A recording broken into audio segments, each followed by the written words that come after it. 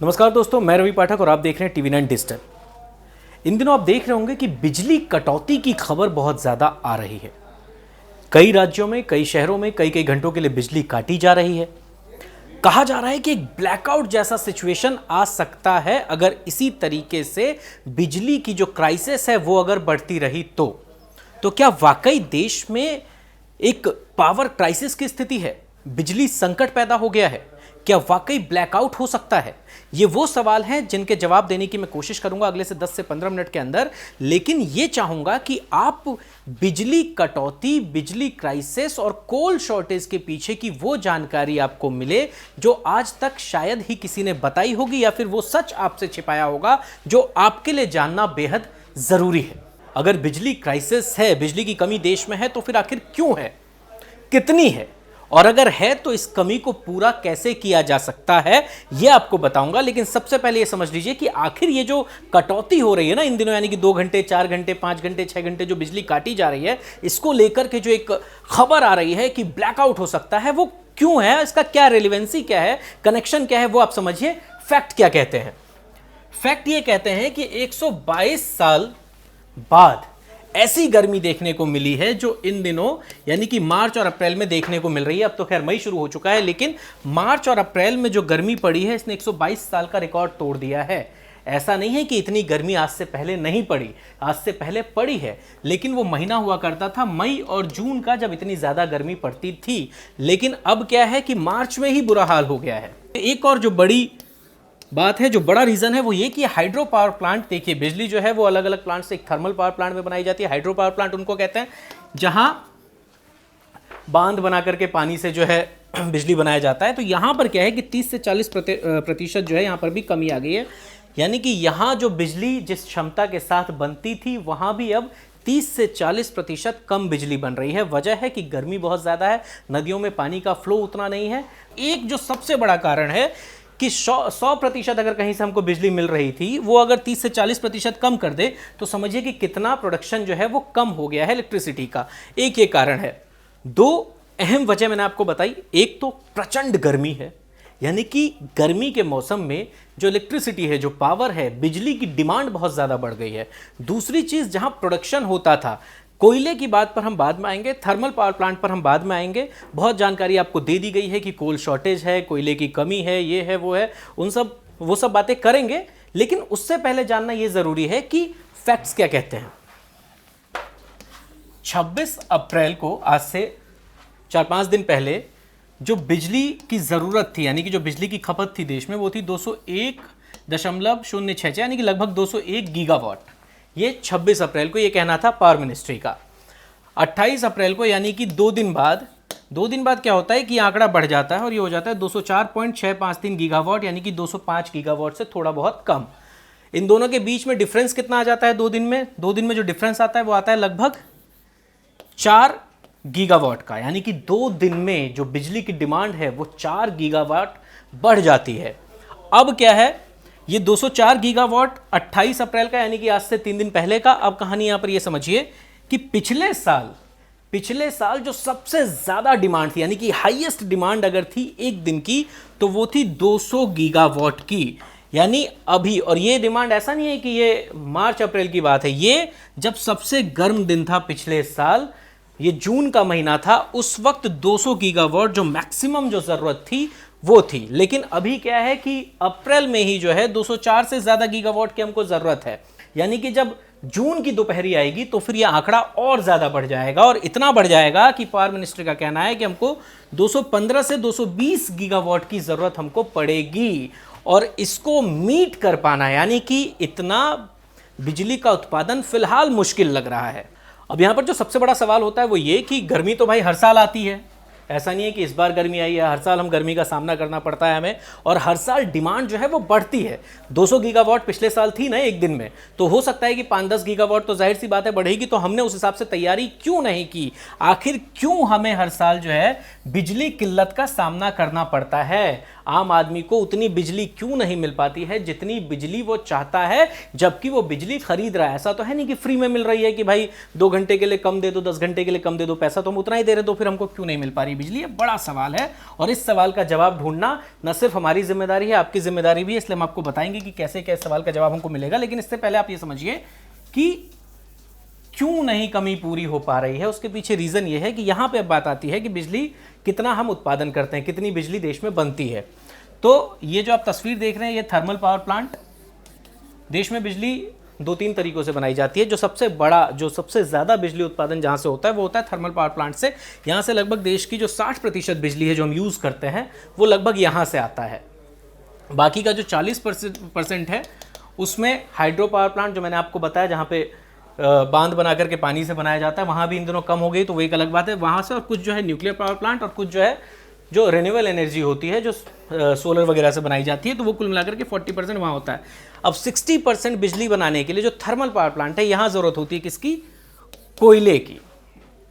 अब मैं आपको एक मोटे तौर पे बता देता हूँ कि बिजली बनती कैसे है। हालांकि किसी और दिन वीडियो बनाएंगे, उसमें प्रॉपर तरीके से बताऊँगा कि कोयले से बिजली कैसे बनती है और आपके घर तक कैसे पहुँचती है। एक अलग प्रोसेस है, वो आपको समझा दूंगा। लेकिन यहाँ पर फिलहाल आप ये समझने की कोशिश कीजिए कि आखिर बिजली बनती कैसे है, वो आपको नॉर्मली मैं बता देता हूँ। साइंस ये कहता है कि जब मैग्नेटिक फील्ड है, उस मैग्नेटिक फील्ड के अंदर जो वायर, अगर आप उसको राउंड बाय राउंड घुमाते हैं बहुत स्पीड में, तो उसमें क्या होता है? करंट आ जाता है। ये जो आप देख रहे हैं, ये मैग्नेट लगा हुआ है, ये मैग्नेट लगा हुआ है, दोनों तरफ से मैग्नेट लगा हुआ है, बीच में टरबाइन लगा हुआ है, ये जो है, और इसके बीच से ये वायर गई है। देखिए ये कॉइल्ड कॉपर वायर है। इसमें क्या होता है कि पानी के ज़रिए जो है भाप के थ्रू जो है हम इसको इतना प्रेशर देते हैं कि ये जो है घूमता है। ये दोनों स्टैटिक्स हैं, यानी कि ये जो आपका मैग्नेट्स हैं ये फिक्स है, और ये जो राउंड है, ये सर्कल, ये घूमता है। तो ये जो ये एरिया आप देख रहे हैं, इसमें करंट बनता है और ये करंट यहाँ से जो है इलेक्ट्रिसिटी के रूप में निकल जाता है। फिर यहाँ से जनरेटर लगा करके उसको आगे भेजा जाता है। तो कुल मिला के एक नॉर्मल प्रोसेस मैंने आपको समझा दिया है। अब इसके लिए सबसे ज़्यादा ज़रूरत क्या होती है कि कोयले की, क्योंकि वो ही जलता है तो पानी गर्म होता है, जहाँ से भाप बनता है, फिर वो यहाँ पे आकर के प्रेशर बनाता है, तो ये राउंड राउंड राउंड राउंड घूमता है। अब जो कोयले की बात है ना, उसकी कमी बताई जा रही है। कोयले की कमी वाकई है, कितनी है, क्या है, अब वो समझिए। भारत में कोयले का भंडार है, हमारे पास कोयले का भंडार है, यानी कि दुनिया के उन तमाम देशों में से भारत एक ऐसा देश है जिसके पास कोयले का खजाना भरा पड़ा है। फिर भी जो है हम आयात करते हैं कोयला, यानी कि हम कोयला आयात करते हैं। कहानी क्या है वो मैं आपको बता देता हूं।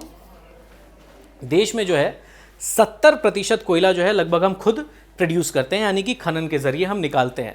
लेकिन 30% कोयला जो है वो हम विदेशों से लेते हैं, जिसमें कि अलग अलग देश हैं। सबसे ज़्यादा इंडोनेशिया से, उसके बाद ऑस्ट्रेलिया से, उसके बाद अमेरिका से, और उसके बाद रूस से लेते हैं। रूस से हम बहुत कम लेते हैं। रूस और यूक्रेन युद्ध का भी इससे कनेक्शन आएगा। क्या कनेक्शन है वो भी आपको समझाने की कोशिश करूंगा। लेकिन आप समझिए कि आखिर ये दिक्कत आई कहाँ से? जो कोयला क्राइसिस है या पावर क्राइसिस है, इसकी बात कहाँ से हो रही है? तो 6 महीने पहले से ये किल्लत है। अक्टूबर के महीने में, पिछले साल अक्टूबर के महीने में आपने देखा होगा, उस समय भी ऐसा ही हो गया था कि कई पावर प्लांट, 150 पावर प्लांट्स में से कहीं 25 से 50 पावर प्लांट में ऐसा था कि 2 दिन का कोयला बचा था। कहीं कुछ पावर प्लांट्स बंद हो गए थे, तो कहीं बताया जा रहा था 7 दिन का कोयला है, कहीं 4 दिन का कोयला है। कुल मिला के उस वक्त भी एक ऐसी क्राइसिस आई थी और कई राज्यों में जो है 10-10 घंटे की बिजली काटी जा रही थी। मैं आपको ये नहीं बताऊंगा कि अभी किस राज्य में काटी जा रही है, कहाँ पे क्या कटौती हो रही है। ये सब आप खबरों में आपको दिख रहा होगा कि कहाँ पे कितनी बिजली कट रही है। अब फिलहाल फैक्ट समझिए कि क्या कहता है। तो 6 महीने पहले क्या हुआ, इसका कारण क्या था? 6 महीने पहले क्यों किल्लत आई? क्योंकि उससे पहले देश में लॉकडाउन था, यानी सारी चीज़ें बंद थी, तो बिजली की खपत बहुत ज़्यादा थी नहीं, डिमांड थी नहीं। अचानक से जब लॉकडाउन खुला तो देश जब रिवाइव करने लगा, यानी कि जब वो पटरी पर लौटा, तो वहाँ पर अचानक से ज़रूरत हुई बिजली की, तो डिमांड अचानक से बढ़ गई। अच्छा, जब डिमांड अचानक से बढ़ी तो सप्लाई उस हिसाब से हो नहीं पाई, क्योंकि उस वक्त ये सारी चीज़ें बंद थी, तो वहाँ पर सप्लाई करने में टाइम लगा और इसी वजह से यहाँ पर जो है कमी आई। दूसरा जो सबसे बड़ा कारण था वो ये था कि भारी मानसून, उसी साल जो है मानसून मानसून बहुत ज़्यादा आया था, भारी बारिश हुई थी, यानी कि पूरा जो जितना भी अपना जो माइनिंग एरिया है वहाँ पर बहुत ज़्यादा बारिश हुई थी, जिसकी वजह से इनमें पानी भर जाता है। तो फिर यहाँ से खनन करना बहुत मुश्किल हो जाता है, फिर इंतज़ार करना पड़ता है कि वो जब सूखेगा तभी हम उसको दोबारा से जो इस प्रोसेस को शुरू करेंगे। तो भारी बारिश का भी सामना करना पड़ा था, तो इस वजह से जो है यहाँ पर क्राइसिस हुई थी। एक और बड़ी चीज़ थी कि दुनिया में बढ़ती मांग। ऐसा नहीं है कि सिर्फ लॉकडाउन जो है वो इंडिया में लगाया गया था, पूरी दुनिया में लगा हुआ था लॉकडाउन, कई देशों में लगा हुआ था और हर जगह कामकाज बंद था। और अचानक से फिर जो है पूरी दुनिया की इकॉनमी जो है वो रिवाइव कर रही थी, अचानक से पूरा काम वाम जो है वो शुरू हो गया, तो फिर से डिमांड बढ़ी, तो पूरी दुनिया में डिमांड बढ़ी। तो इस वजह से जो है जो हम आयात करते हैं, यानी कि हम जो कोयला वो दूसरे देशों से इंपोर्ट करते हैं, उसमें भी कमी आई और यहाँ पर जो है जब मांग बढ़ी तो थोड़ा सा प्राइसेस भी बढ़ गए, तो रेट भी बढ़ा, अपने यहाँ पे प्रोडक्शन कम हुआ, तो इस वजह से ये 6 महीने पहले ही किल्लत आ गई थी। लेकिन इसके बाद इस कमी को हमने पूरा कर लिया था और सिचुएशन जो है वो कंट्रोल में आ गई थी। अब ये स्थिति क्यों दोबारा से बनी है? क्योंकि अब गर्मी का मौसम है और डिमांड जो है वो अचानक से फिर बहुत ज़्यादा जो है वो बढ़ गई है। हालांकि हमको उम्मीद थी कि ये बढ़ेगी, लेकिन एक अंदाज़ा ये था कि मई और जून के महीने में, यानी कि मई लास्ट और जून के स्टार्टिंग में जाकर के जो सिचुएशन अभी है वो होगी, लेकिन ऐसा हुआ नहीं। 1 से 1.5 महीने ही हम एक से 1.5 महीने पहले हम उस सिचुएशन का सामना करने के लिए यहाँ पर खड़े हो गए हैं, जो सिचुएशन इन दिनों हमको दिख रही है। दूसरा, इसमें रूस यूक्रेन युद्ध का भी जिक्र किया जा रहा है। बहुत जगह आपने पढ़ा होगा, बहुत जगह आपने सुना होगा कि रूस यूक्रेन युद्ध का जो है असर पड़ रहा है, जिसकी वजह से कि कोयला आयात में दिक्कत आ रही है, कोयले की कमी आ रही है।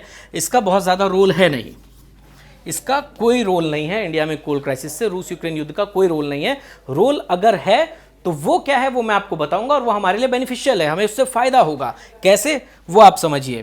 एक जो बड़ा आंकड़ा मैं आपको बताने जा रहा था वो ये कि 13 साल में सबसे ज़्यादा बिजली महंगी हुई है, यानी बिजली बनाने में जो लागत लगती है वो पिछले 13 साल में सबसे ज़्यादा लागत इन दिनों लग रही है, क्योंकि कोल जो है वो महंगा हो गया है।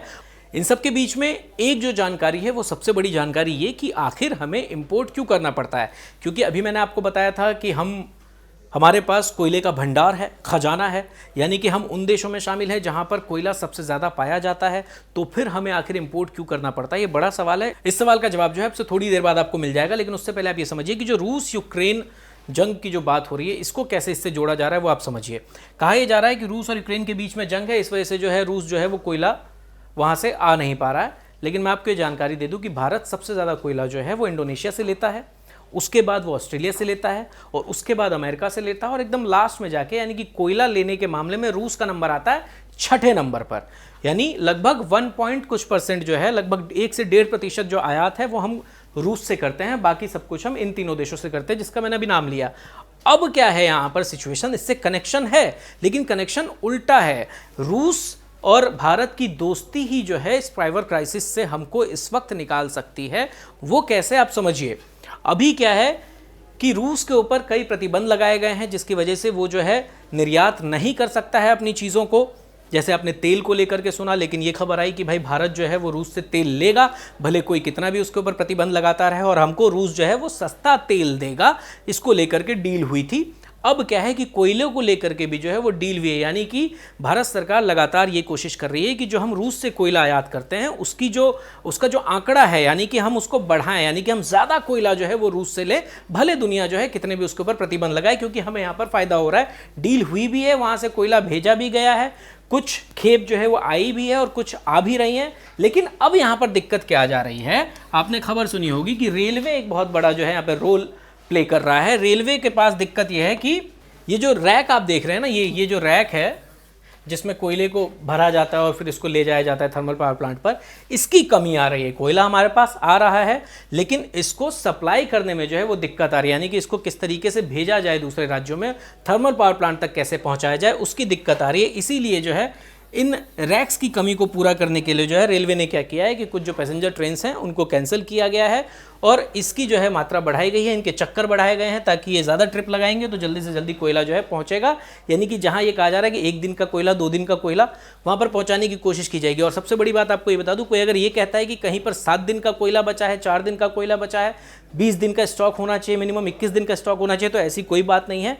अगर किसी भी पावर प्लांट में 2 दिन का कोयला भी बचा है तो वो पावर प्लांट बंद नहीं हो सकता है। 24 घंटे का भी कोयला बचा है तब भी वो पावर प्लांट चलता रहेगा। अगर आपको रोज़ 1 दिन का कोयला मिल रहा है, मान लीजिए कि आज मेरे पास 1 दिन का कोयला है और अगले दिन मेरे पास अगले दिन का कोयला आ जाएगा, तो वहां पर कोई दिक्कत नहीं है। क्योंकि कहीं कहीं पर तो अगर ज़्यादा आपके पास कोयला हो जाता है तो वो भी दिक्कत आ जाती है, क्योंकि उसके बाद भी जो है वहां पर गर्मियों के मौसम में आग लगने के चांसेस रहते हैं, क्योंकि इसको स्टोर करके रखना भी एक बहुत बड़ी चुनौती है। इसलिए अगर 2 दिन 4 दिन का कोयला है तो कोई बहुत ज़्यादा दिक्कत वाली बात है नहीं। रैक की ज़रूरत है। जैसे आपने देखा होगा जब ऑक्सीजन की किल्लत थी देश में, तो फिर ऑक्सीजन अलग अलग शहरों में सप्लाई करने के लिए कंटेनर की कमी हो रही थी कि कंटेनर कम पड़ रहे थे, क्योंकि हमारे पास नॉर्मल फ्लो के लिए तो है चीज़ें, अगर नॉर्मली कोयला हमको सप्लाई करना है तो उसके लिए है, लेकिन जब हमको बल्क में एक्स्ट्रा करना है क्योंकि डिमांड बढ़ गई है, कोयला हम ज़्यादा सप्लाई कर रहे हैं, तो फिर हमारे पास ये जो चीज़ें हैं इसकी कमी पड़ रही है, तो इसको अब पूरा किया जा रहा है धीरे धीरे, इसकी कोशिश लगातार जारी है। अब सवाल ये कि आखिर हम कोयला इंपोर्ट करते क्यों हैं, इसके पीछे लॉजिक क्या है, आखिर पूरा सच क्या है इंपोर्ट करने के पीछे, तो आप वो जानने की कोशिश कीजिए कि हम दुनिया के 5वें बड़े देश हैं जहां कोयले का भंडार है। इतना ही नहीं, हम प्रोड्यूस करने के मामले में भी जो कोयला है वो उन देशों में शामिल होते हैं जहां सबसे ज़्यादा कोयला प्रोड्यूस किया जाता है, यानी कि उसका उत्पादन होता है। लेकिन इंपोर्ट करने के पीछे वजह क्या है, मैंने आपको बताया था कि 30% कोयला जो है हम वो इंपोर्ट करते हैं, यानी कि दूसरे देशों से लेते हैं, 70% जो है वो हम खुद अपने यहाँ खनन के जरिए निकालते हैं। अब समझिए इसकी दो बड़ी वजह है, यानी इंपोर्ट करने की दो बड़ी वजह है। पहला, भूमि अधिग्रहण, जो कि राज्यों के अधिकार क्षेत्र में आता है। भूमि अधिग्रहण का मतलब सीधा सीधा होता है कि आपको ज़मीन चाहिए ना भाई, जहाँ पे आप खोदेंगे, खनन करेंगे, वहाँ से कोयला निकालेंगे, वो ज़मीन किसके अंदर आती है, राज्यों के अंदर आता है। तो सेंटर वर्सेस स्टेट को लेकर के पंगा रहता है हमेशा, और इसकी वजह से जो ये एक बड़ा मुद्दा है जिसकी वजह से हम खनन जो है नहीं कर पाते हैं, यानी कि हमारे पास खदान है, कोयला है, लेकिन वहाँ से निकालना जो है ना वो एक प्रॉब्लम क्रिएट होता है, उसकी वजह से जो है बहुत सारी दिक्कत आती है। दूसरा है पर्यावरण और वन संरक्षण, यानी कि पर्यावरण और वन संरक्षण को लेकर बहुत सारे क्लॉजेज होते हैं जिसको पूरा करना होता है, आपको बहुत सारे सर्टिफिकेट्स की ज़रूरत होती है, और ये भी, इसमें भी जो है राज्य और स्टेट्स के बीच में जो है दिक्कत आती है कभी कभी। तो ये दो जो है सबसे मेन रीज़न है जिस वजह से हमारे पास जो चीज़ है लेकिन उसको हम निकाल नहीं पा रहे हैं। हमारे पास पूरा भंडार है लेकिन उसको खोद के खनन के ज़रिए निकालना पड़ेगा। उसके लिए क्या किया जा रहा है वो भी मैं आपको बताऊंगा। और तीसरी जो कमी है यह है रेलवे रैक की कमी, जो मैंने अभी आपको बताया कि भाई सप्लाई करने में जो है दिक्कत आ रही है क्योंकि हमारे पास रैक की कमी है, हालांकि इसको पूरा किया जा रहा है। अब आप समझिए कि इस कमी को पूरा कैसे किया जा सकता है।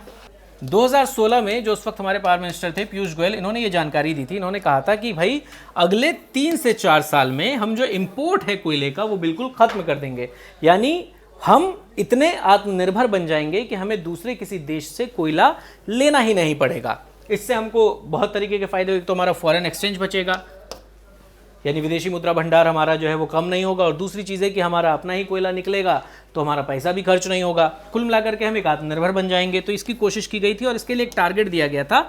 2019-20 में CIL को टारगेट दिया गया था, यानी कि कोल इंडिया लिमिटेड, जिनके पास जो सरकारी कंपनी है उनके पास पूरा अधिकार है कोयला निकालने का। हालांकि अब तो इसमें प्राइवेट पार्टनरशिप्स, प्राइवेट प्लेयर्स भी आ गए हैं, वो बताऊंगा कैसे क्या है। लेकिन फिलहाल ये है कि 2019-2020 में CIL को टारगेट दिया गया था कि आपको 1 अरब टन कोयला जो है वो प्रोड्यूस करना है, यानी कि निकालना है। लेकिन ये टारगेट ये मीट नहीं कर पाए। इसके पीछे बहुत सारे रीजंस थे जो मैं आपको पहले बता चुका हूँ, और इसके बाद लॉकडाउन एंड बहुत सारी चीज़ें थी तो वो नहीं कर पाए। और साथ ही साथ इससे पहले चूंकि हमारा टारगेट था कि हमको इंपोर्ट बिल्कुल ख़त्म कर देना है, इसीलिए 2018 में सरकार ने क्या किया था, कैप्टिव माइंस, यानी कि प्राइवेट कंपनियों को भी इसमें जो है आने का मौका दिया था, और प्राइवेट कंपनियों को भी कहा था कि आप जो है खनन करके कोयला निकालिए, और इसको कहते हैं कैप्टिव माइंस। कैप्टिव माइंस का मतलब ये होता है कि यहाँ पे CIL काम नहीं करती, यहाँ पे प्राइवेट कंपनियाँ काम करती हैं जो यहाँ से कोयला निकालती हैं। उनसे ये कहा जाता है कि आप जो कोयला निकाल रहे हैं वो आप अपनी ही इंडस्ट्री में लगा लीजिए, यानी कि आप जो निकालेंगे जिस माइन से, उससे जो कोयला निकल रहा है उसका यूज़ आप एनर्जी क्रिएट करने में आप अपनी ही इंडस्ट्री में लगा लीजिए, ये है। हालांकि जब सरकार को ज़रूरत पड़ेगी तो सरकार आपसे ले लेगी, तो आपसे 25%, 50%, जैसा भी उस टाइम जो सिचुएशन होगा उस हिसाब से आपसे मांग की जाएगी। और ऐसी मांग की भी गई, कई बार जो है इन्होंने मांग पूरी भी की है, हालांकि उस लेवल पे नहीं हो पाई है और अभी भी कोशिश हो रही है। और अब इसीलिए कहा जा रहा है कि इसमें और प्राइवेट पार्टनर्स को जो है लाने की कोशिश है, ताकि जल्दी से जल्दी जो है हम जो हमारा रिजर्व है कोयला उसको हम निकाल लें, क्योंकि जब एक बहुत ज़्यादा समय बीत जाएगा तो उसके बाद जो कोयला है वो और ख़राब हो जाएगा, वो हमारे लिए वेस्ट मटेरियल की तरह होगा, यानी कि उसको जितनी जल्दी से जल्दी हम निकाल लेंगे उतना ज़्यादा हमारे लिए वो फ़ायदेमंद होगा। एक और बड़ी जानकारी मैं आपको दे दूं जो शायद आपको पता नहीं होगी, और ये विडंबना भी कह सकते हैं आप इसको देश की। खैर, कहानी यहाँ पर यह है कि भारत सबसे ज़्यादा उन देशों में शामिल है, यानी कि टॉप 5 देशों में शामिल है जो सबसे ज्यादा कोयला प्रोड्यूस करता है, यानी कि कोयले का उत्पादन जहां होता है। यानी भारत में कोयला बहुत है और कोयला निकालता भी भारत बहुत ज्यादा है, यानी टॉप 5 देशों में है कोयला निकालने वाले देशों में। लेकिन इसी के साथ दिक्कत कहां जाती है, हम कंज्यूम करने वाले भी जो हैं वो सबसे ज्यादा है। दूसरे नंबर पे आता है भारत कोयला कंज्यूम करने के मामले में, यानी कि कोयले से एनर्जी बनाने के मामले में दूसरे नंबर पे है। पहले नंबर पर चाइना है, उसके बाद भारत है जिसको कोयले की बहुत ज्यादा जरूरत है, यानी कि प्रोड्यूस भी हम सबसे ज्यादा कर रहे हैं, कंज्यूम भी हम सबसे ज्यादा कर रहे हैं और इसी के साथ इंपोर्ट भी हम सबसे ज्यादा कर रहे हैं। ऐसा नहीं है कि अगर हम प्रोड्यूस बहुत ज्यादा कर रहे हैं, कंज्यूम ज्यादा कर रहे हैं तो भाई हमको जरूरत नहीं, क्योंकि इतना हम कंज्यूम कर पा रहे हैं कि प्रोड्यूस जितना कर रहे हैं उससे ज्यादा हम कंज्यूम कर रहे हैं। तो कंज्यूम कर रहे हैं तो इसलिए हमको इंपोर्ट करना पड़ रहा है, यानी कि जितना हम बना रहे हैं उससे ज्यादा हमको जरूरत है, और ज्यादा जरूरत है तो इसलिए हमको विदेश से लेना पड़ रहा है, जो कि हम लेते हैं। तो ये 3 चीजें बहुत बड़ा फैक्ट है जो आपको जानना जरूरी है। और इसी के साथ एक और बड़ी बात यह है कि भारत दुनिया का तीसरा ऐसा देश है जो सबसे ज्यादा बिजली उत्पादन करता है, यानी कि सबसे ज्यादा बिजली बनाता है।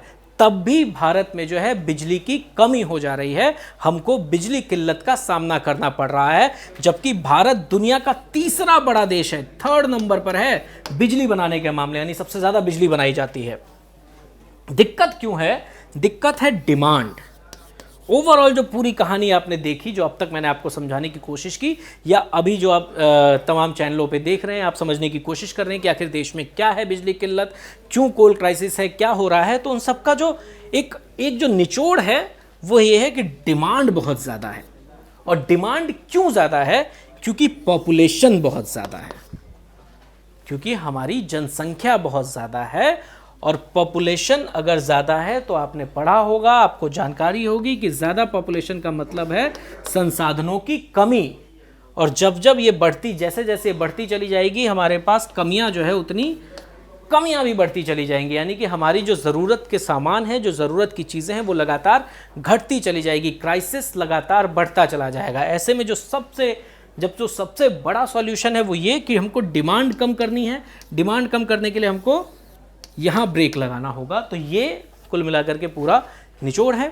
अगर आपको सारी चीज़ें क्लियर हो गई, अगर आपको समझ में आ गया कि पूरी खबर क्या है, उसके पीछे के फैक्ट्स क्या हैं, तो फिर आप वीडियो को लाइक कीजिए। अगर कोई जानकारी आप चाहते हैं इसके अलावा लेना, या आप कुछ अलग से इसमें जोड़ना चाहते हैं, तो आप कमेंट कर सकते हैं।